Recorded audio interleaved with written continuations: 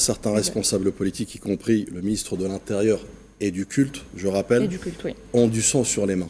Par un État laïque. Ont du sang sur les mains. Aujourd'hui, l'islamophobie tue en 2025 en France. Aujourd'hui, avoir une religion différente de les standards tue.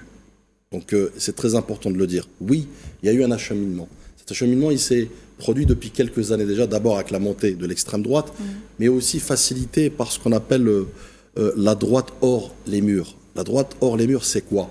C'est cette frange de l'extrême droite, c'est une définition de la politique française, c'est une frange de l'extrême droite qui veut la collusion et la convergence, mais surtout l'union des droites. C'est une droite donc identitaire, conservatrice, mais surtout une judéo-chrétienne qui interdit toute religion autre, y compris musulmane, mais surtout qu'elle soit ciblée systématiquement.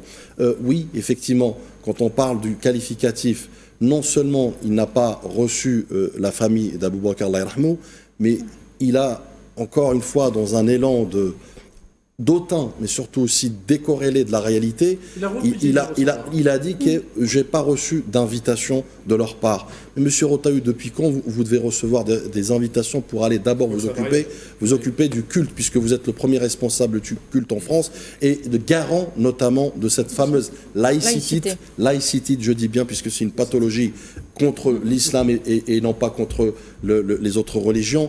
Donc vous voyez bien qu'il y a un acheminement, il y a un travail qui a été mené depuis des années, et aujourd'hui, des vies humaines sont tragiquement, brutalement tuées, assassinées. Je précise aussi, très important de le dire, il n'a pas été tué dans la rue, il a été tué dans un endroit sanctuarisé, sacralisé, un endroit de paix et de sérénité. Et vous voyez aujourd'hui, voilà les conséquences d'un ministre pyromane, d'un ministre qui confond son agenda politique avec la quiétude et la sécurité des Français, y compris de confession musulmane. Encore une fois, honte à lui, honte à ceux qui tiennent ce discours de haine, de division, de